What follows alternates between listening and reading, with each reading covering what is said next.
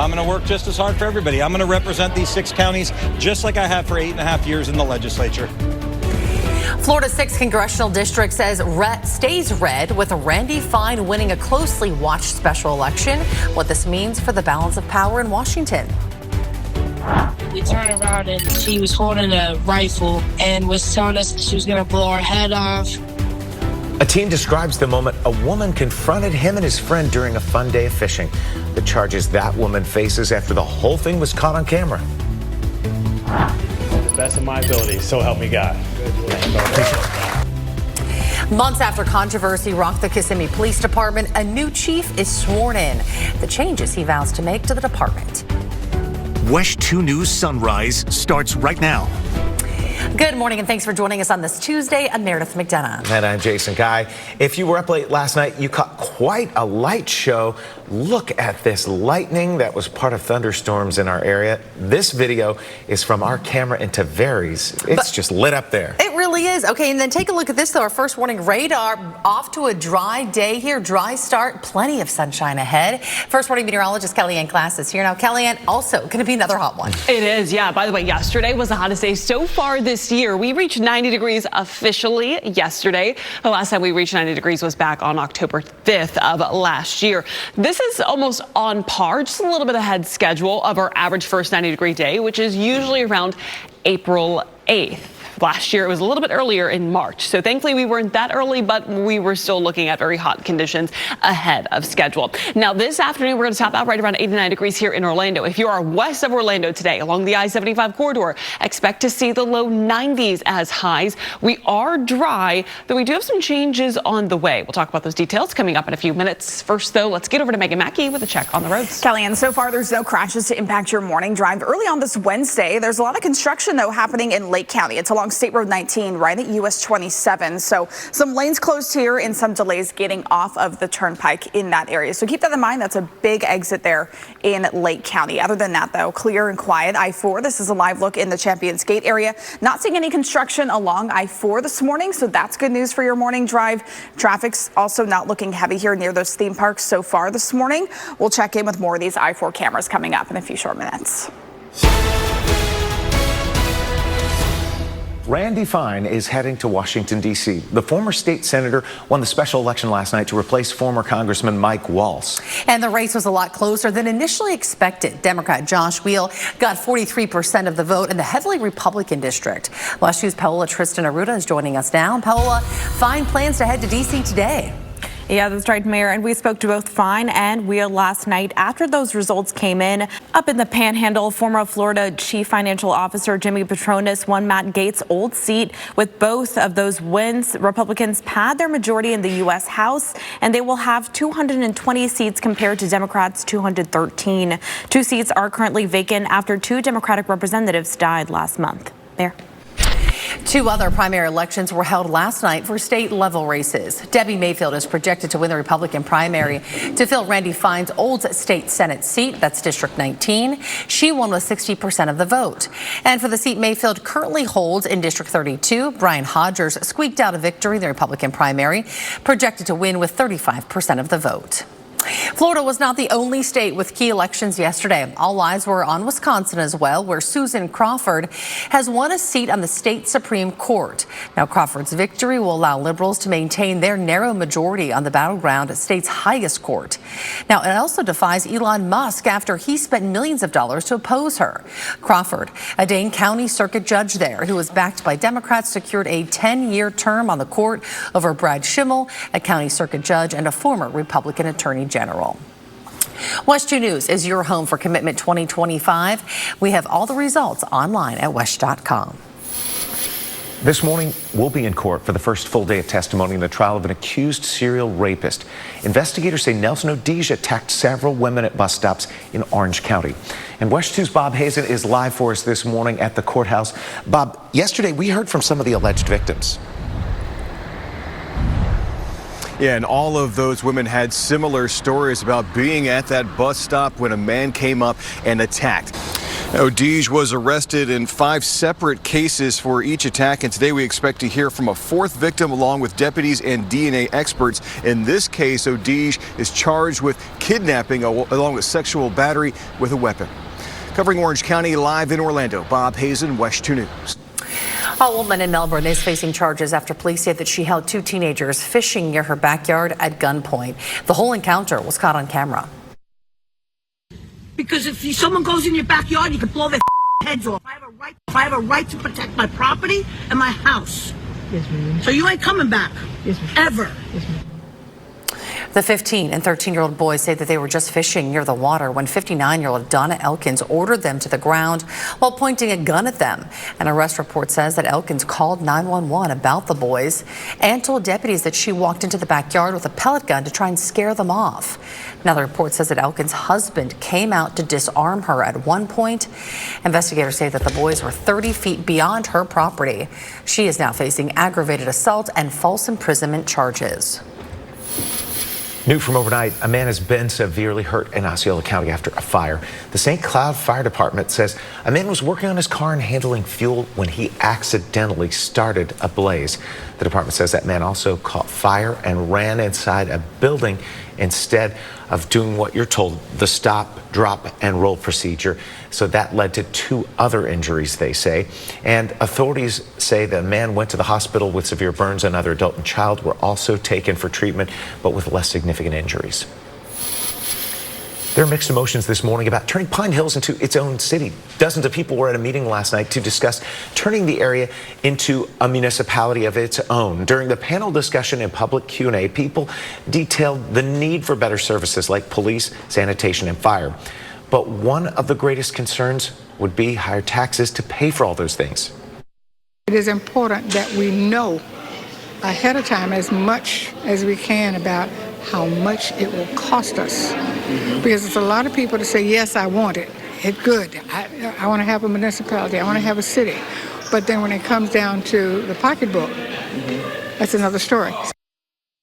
Now, to pull this off, officials say there are some steps to reach and criteria must be met. Things like considering population, doing a feasibility study, and public input. That means plenty of additional meetings will be held in the future. To the best of my ability, so help me God. The city of Kissimmee has a new police chief. Chief Charles Broadway is the city's 35th police chief and also the first African American to hold the role. He brings plenty of experience with him, 29 years in law enforcement. Most recently as Claremont's police chief, where he led since 2012. Moving forward, my vision for the Kissimmee Police Department is built on 3 pillars. Number 1 is building a culture of trust. Partnerships and provide everything that the community needs for public safety in his new role. Broadway is replacing Betty Holland, who resigned in November amid a cover-up of misconduct scandal that rocked the department. Broadway vows to restore public trust in the department.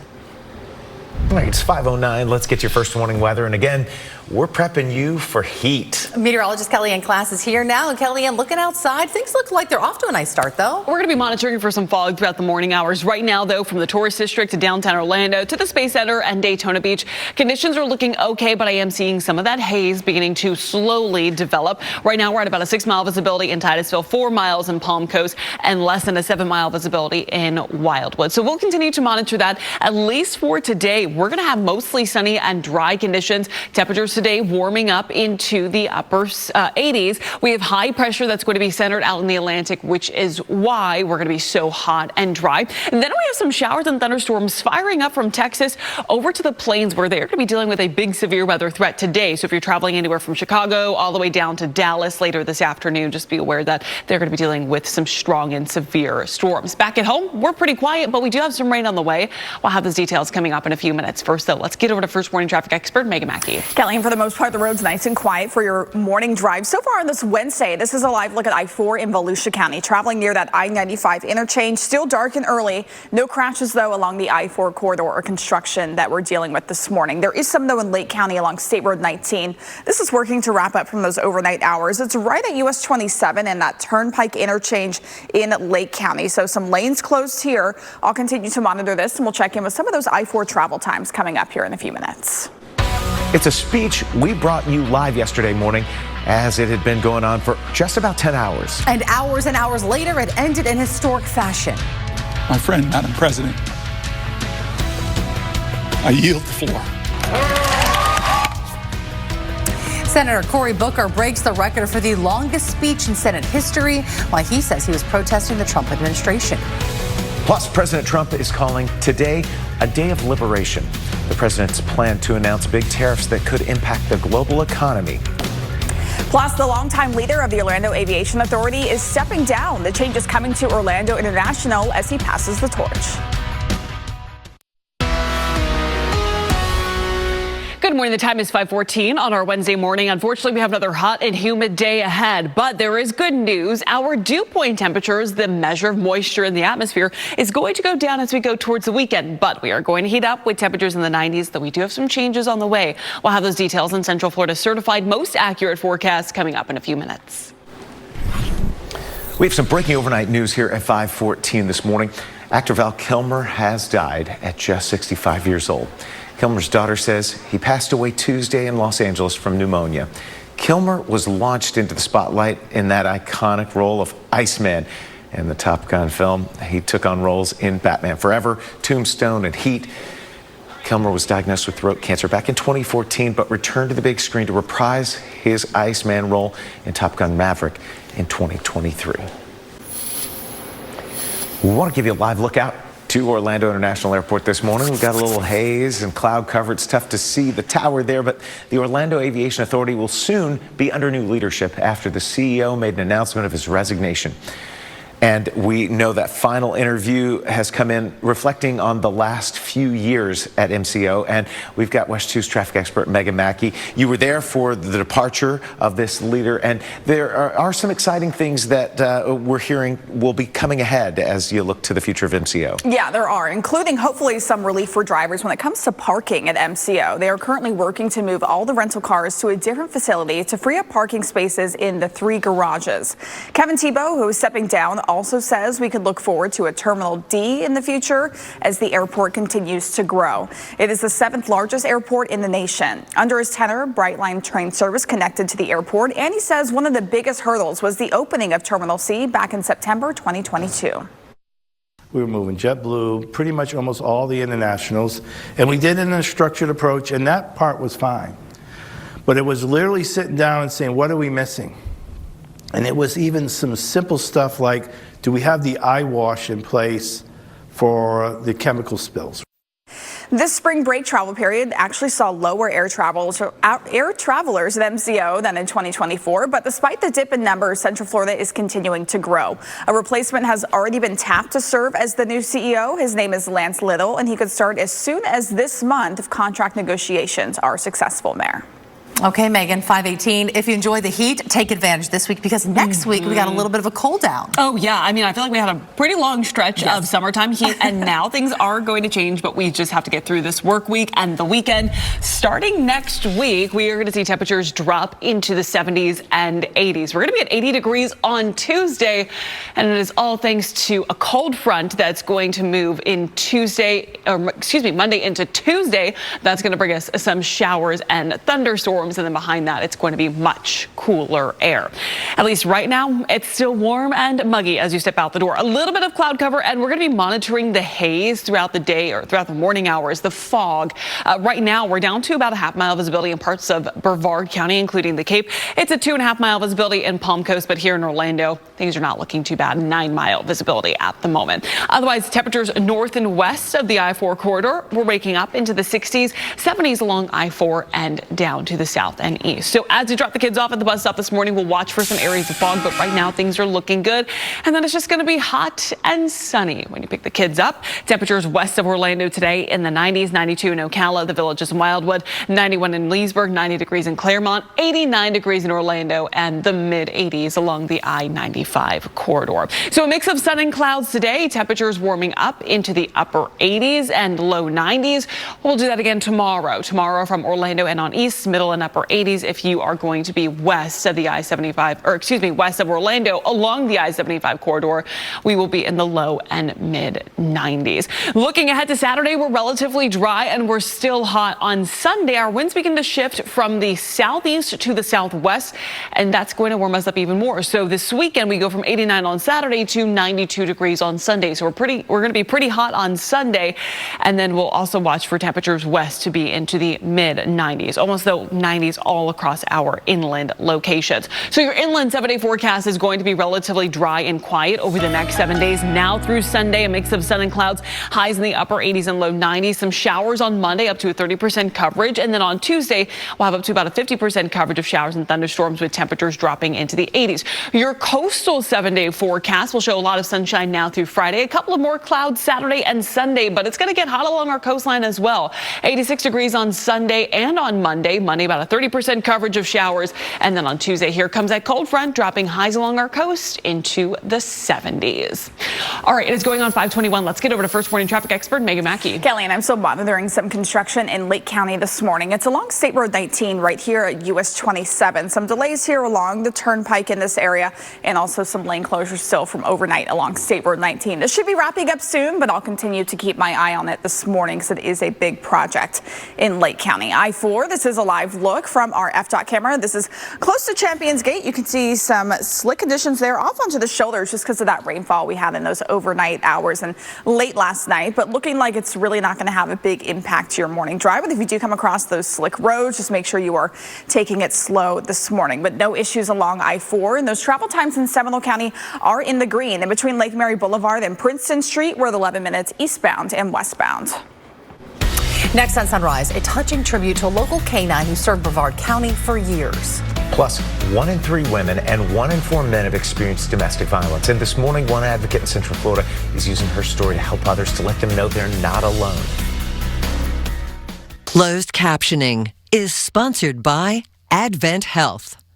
WESH 2 News is there when news breaks. There is a large police presence right now in Winter Park. They just in the last 5 minutes or so got some key information. For every development. A new picture. This one was given to WESH 2 by a survivor's advocate. There was a refrigerator in front of the door. Blocking that door. For the biggest sports moments. The Gators, for the 6th time in program history, are headed back to the Final Four. I feel like I had to wake up from a dream, you know? We try to put Florida basketball back on the map. For continuing coverage of our biggest stories, trust WESH 2 News.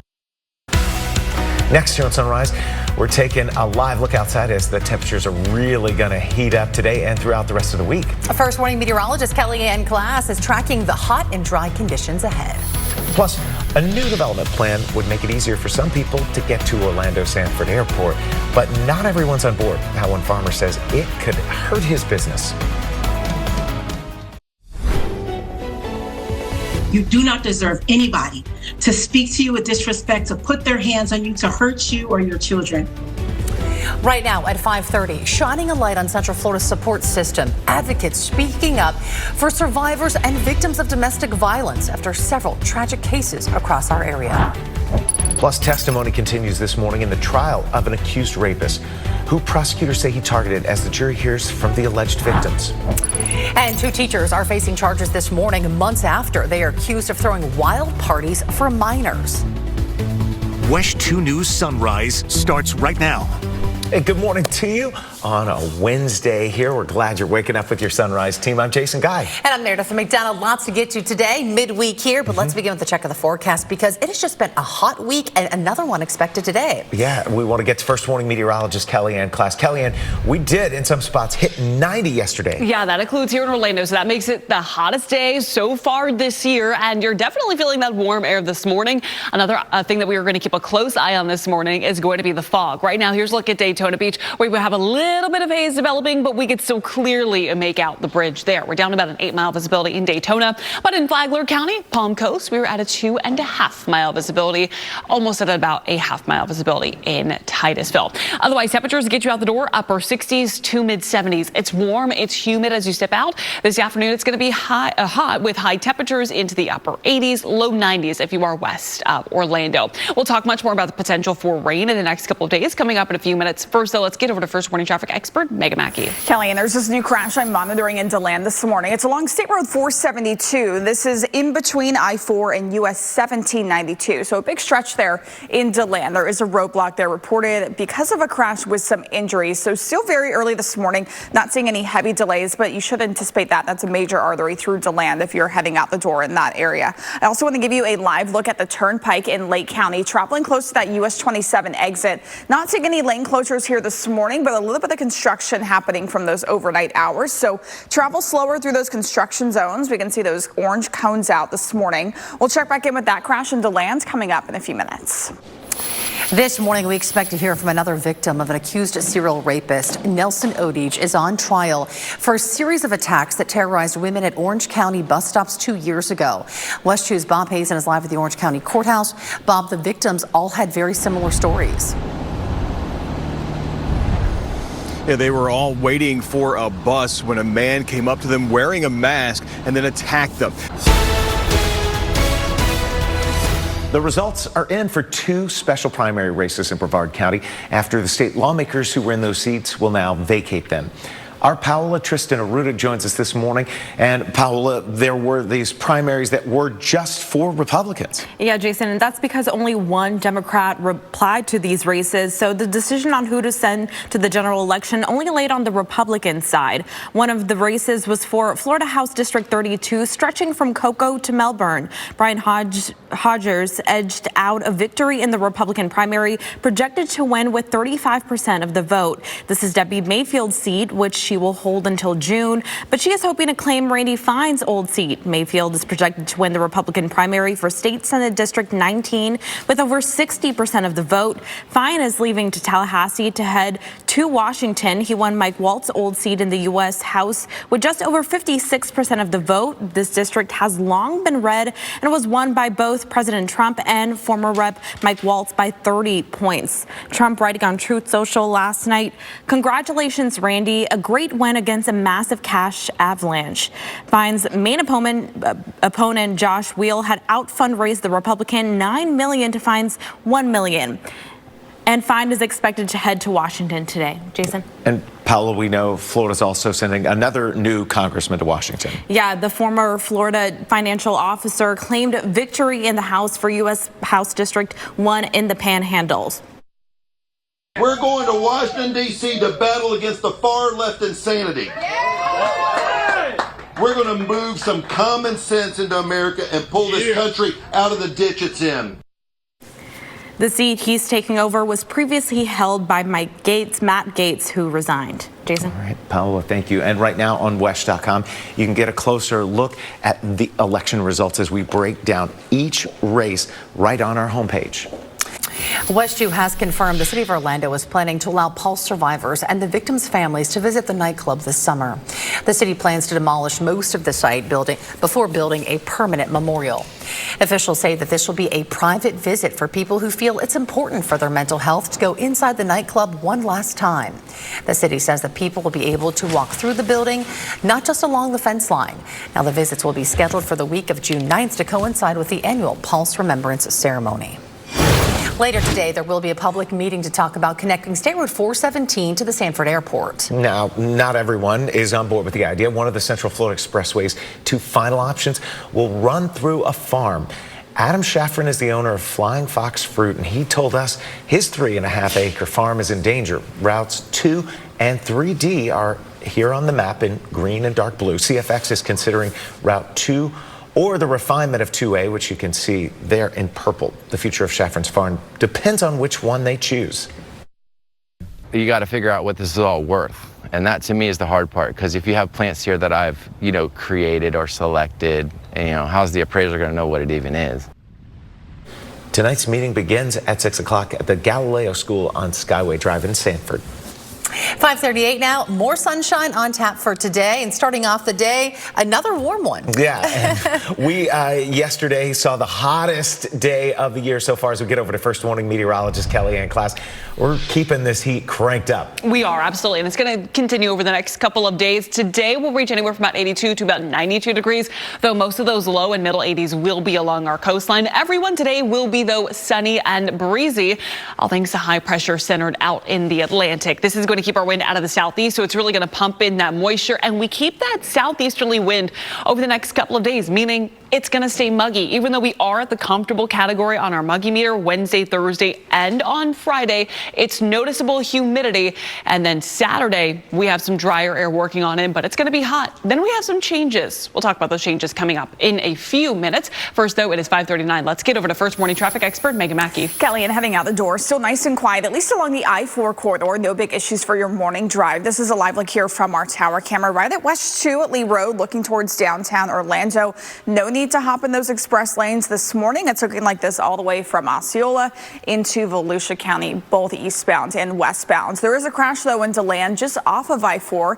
It's along State Road 472. It's in between I-4 and US 1792. So a roadblock here because of a crash reported with some injuries. I'll continue to monitor this crash. We'll check in again coming up in a few minutes. A sophisticated burglary ring put to a stop. How investigators say the suspects were able to tell exactly when to strike several homes. I felt everything going on. I was just so scared, so shocked, but I still felt the immense pain on my arms like over and over again. A teenager thought a shark was pulling her under during a swim test in California. The animal she was shocked to see that left her battered and bruised. Closed captioning is sponsored by Advent Health. You're watching WESH 2.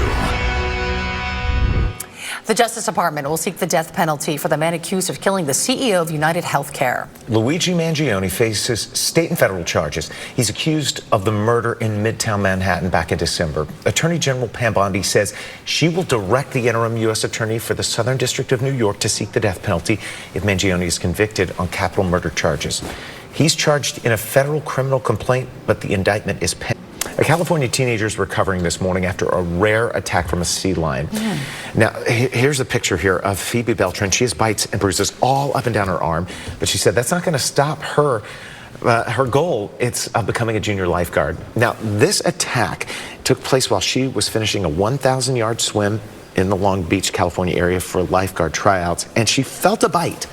I assume it's a shark, obviously, like worst thing that could happen in the ocean. And I'm just thinking to myself, like, no, my arm would be off right now, but I still feel my fingers, I still feel my arm. Lifeguards brought the teen to shore, wrapped her wounds, and put her in an ambulance. She says the doctors and nurses think a toxic algae outbreak poisoned the sea lion responsible for that attack. Oh, ouch. Okay, we are in the early days of alligator mating season right here in the state, and you're going to see a whole lot more of them. There are a few things that experts want you to know. It's a reminder. FWC says gator courtship kicks off this month before the heart of mating season in May and June. If you see an alligator, keep a safe distance and do not feed any gators. Experts recommend only swimming in designated areas during the day. If you are concerned about an alligator call, give a call to the FWC Nuisance Alligator Hotline. It's right there on your screen. Okay. You don't have to ever worry about me feeding an alligator. I do not get close to them. No, stay away. Exactly. You can hear the noise too. They're loud. You know what's going on. Well, yeah. I mean, it's been so warm out, so obviously they want to enjoy the sunshine. Yeah. But I'm good. We can't share the beach with you, gators. Oh no, and that's why I go to the beach rather than like the springs, because you never know what's in there. Exactly. Yeah, today's going to be a great beach day for that. Good. Just keep in mind, you need the sunscreen. Our UV index is at a 10 today. Very high, so burn time is going to be about 15 to 20 minutes, and it's also going to be hot. Now, inland locations this afternoon will reach the upper 80s and low 90s. Our coastline slightly cooler, but still on the warm side in the mid 80s. And we keep that trend over the next couple of days. Today, tomorrow, Friday, highs in the upper 80s, west of Orlando in the low 90s. And if you're along our coastline, we will be in the mid 80s. But we do have some changes looking ahead to next week. Our next big cold front will arrive Monday into Tuesday. This is going to bring us some showers and even some thunderstorms, and also a nice cool down. Today we'll be at 89, but look at where we are on Tuesday of next week. 80 degrees, and that's just here in the metro. Some of our coastline will be in the upper 70s. So we just have to get through a long stretch of heat, and then we have some big changes on the way. This afternoon, it's going to be hot. Orlando and on east will be in the middle and upper 80s. If you are west of the metro, we are expected to be in the low 90s. Right now, we're already feeling that heat with most of us into the 60s and 70s. Also keeping my eye on some patchy fog. Here's a look outside right now along the Space Coast at the Vehicle Assembly Building. Mostly clear, a little little bit of haze, but in terms of visibilities, conditions are looking okay at the moment. Titusville reporting about a mile visibility. Watching though Flagler County, you are now at a 0 mile visibility. So if you're going to be traveling along there, along I-95 or around town in Palm Coast, just be aware of that. So as you drop the kids off at the bus stop, fog going to be the biggest concern for Flagler County. Rest of us, it's just warm and humid. By the time you pick the kids up from school, it's going to be sunny and it's going to be hot. Now with high pressure in place today, I'm not expecting any rainfall. It's just going to be a muggy and warm day ahead, but a great beach day. Just keep in mind that we do have a high risk of rip currents. That's going to be the biggest concern, along with the UV index today. Again, that's going to be at a very high, a 10. So burn time is right around 15 to 20 minutes. Tomorrow afternoon, pretty much a carbon copy of today. Upper 80s and mid 80s from Orlando and on east. 90s if you are west of the metro. Ocala expect to be the hottest at 93 degrees. We'll still stay sunny and dry tomorrow with a southeasterly wind, so still a little bit humid, but with high pressure in place, we are quiet. That continues into the weekend, although we do have some changes this weekend. On Saturday, our wind will be out of the southeast, Sunday out of the southwest, and that's going to go from 89 degrees on Saturday, our high temperature, to 92 on Sunday. So we're going to get a lot hotter on Sunday with most inland locations in the 90s. We'll have the 90s again on Monday with a few showers ahead of that next cold front, and then on Tuesday, showers and thunderstorms as that cold front passes through. It is 5:51. Let's get over to First Morning Traffic expert Megan Mackey. Kelly, and I'm continuing to monitor a crash and delay this morning. It's along State Road 472. It's just off of I-4 heading towards US 1792. So a roadblock reported here because of this crash with some injuries. I would avoid traveling in that area. You can use Orange Camp Road or Graves Avenue as a detour for that morning drive. No other crashes are right now if you're heading out the door on this Wednesday. Still dark and early. This is a live look if you're traveling along I-4. Near that Turnpike interchange, no slowdowns either direction. Those express lanes always an option, but still very early, not seeing a need for those for your morning drive. Checking in on those travel times, I-4 westbound from I-95 to the St. Johns River Bridge, we're at 22 minutes. From the bridge to Fairbanks, we're at less than 14. Our temperatures are certainly heating up, so you may be looking for a way to cool down. We break down the big change for some local water parks we haven't seen in years. Plus, new discoveries lurking underneath an iceberg. Next, we see the incredible images humans have never seen before. Closed captioning sponsored by Morgan & Morgan. Dial #law on your cell phone. Walt Disney World's doing something we haven't seen since before the pandemic. This summer, we're seeing signs of a blizzard and a typhoon because both Disney's Blizzard Beach and Disney's Typhoon Lagoon will be open. They'll both be open? Okay. Cut. We gotta go. Both Typhoon Lagoon and Blizzard Beach are opening up at the same time. Blizzard Beach will temporarily close from May 1st through May 20th, but after that, both will be ready to welcome guests from May 21st through September 7th. And as we said, this was a pre-pandemic thing. The last time it happened was in 2019. All right, we're just months away from hurricane season. But in the Carolinas, problems from the last hurricane season are fueling new obstacles. And big tariffs against America's top trading partners. President Trump is hosting a massive Rose Garden event today. Closed captioning is sponsored by the Flooring Center. They do a job you probably don't even think about, and they have a direct impact on the cost of your groceries. Why farm workers are getting harder to find, and what this shortage means for the price you pay to put food on the table. Tonight at 6.